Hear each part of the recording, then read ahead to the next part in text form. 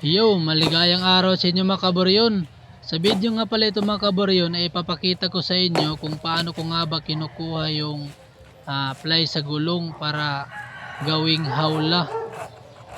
Una mga kaboryon ay kailangan may upuan ka at siyempre kailangan may itak ka.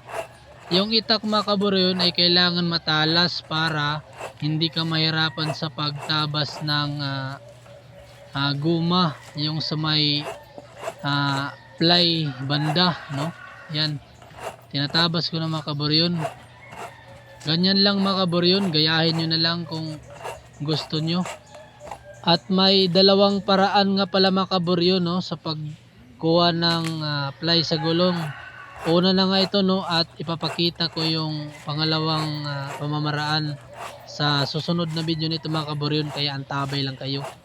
Itong guma na tinatabas ko mga kaboryon sa may bandang fly ay dapat wag nyong putulin kasi ito kasi yung pantali doon sa ibabaw ng hawla. At para naman sa kaalaman ninyo mga kaboryon, sa isang hawla ay nangangailangan ng 4 na gulong. Yung ganito kalalaki, no? Pwede rin mga kaboryon yung sa mga gulong ng mga scooter, no?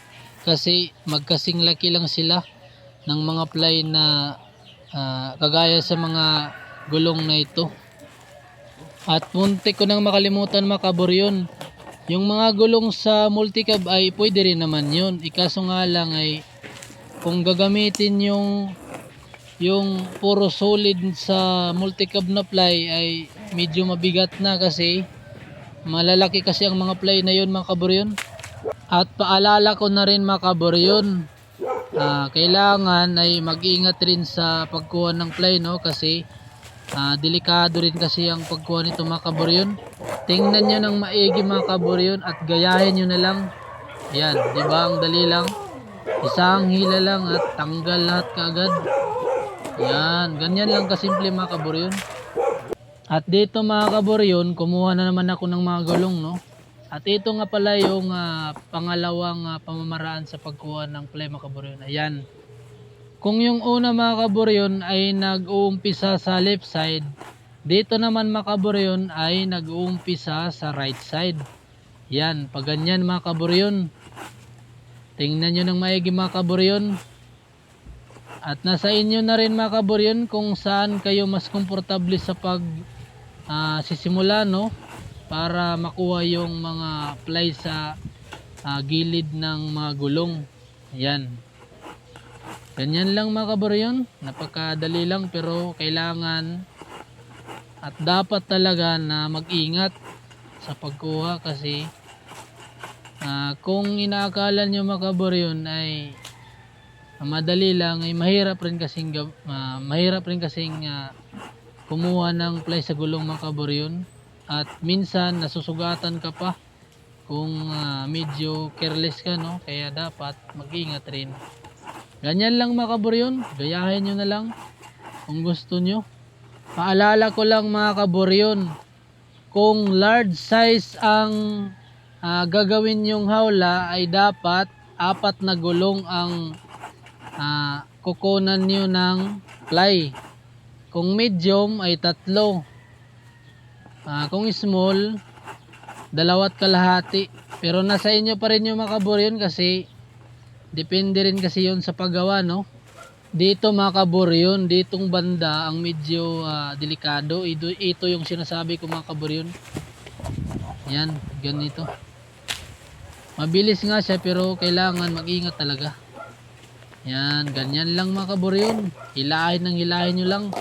At pag may sumabit, balikan nyo ulit, tabasan nyo ulit ng itak nyo. Yan, ganyan lang mga kaboryon, di ba? Ang dali lang. Madali lang tingnan mga kaboryon kasi sanay na kasi ako marami na kasi akong nakuna na mga gulong mga kaboryon.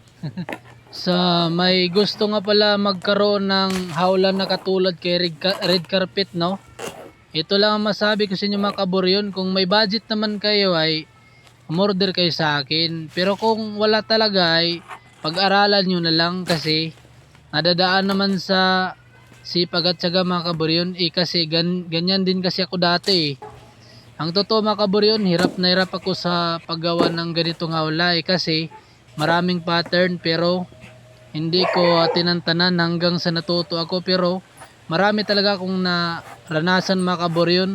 Sipag at tiyaga lang talaga ang puhunan para matuto. Yun lang din ang masasabi ko sa inyo mga kaburyon. Sa mga gusto talaga ng ganitong hawla ay pag-aralan nyo. Kasi self-study rin kasi ang mga kaburyon At sa mga nagsasabi dyan na ang mahal ng hawla ko ay ito lang ang masasabi ko sa inyo mga kaburyon. Subukan nyo rin nang malaman nyo kung gaano kahirap ang paggawa ng ganitong hawla. Para masabi nyo naman at ma-experience nyo na napakahirap pala kaya ganyan yung presyo niya. Sa iba nga dyan mga kaburyon mas mahal pa sa aking presyo At sa lahat ng umorder, maraming salamat sa inyo mga kaburyon sa pagtitiwala Sana ay umorder pa rin kayo sa akin mga kaburyon.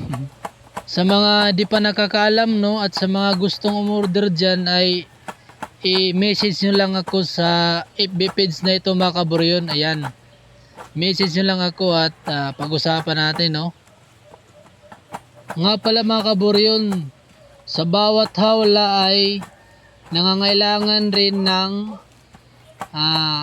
20 piraso na tag-iisang dipa ang haba. Pwede rin mga kaburyon 24 piraso at ang haba ay tag-iisang dipa. Yun.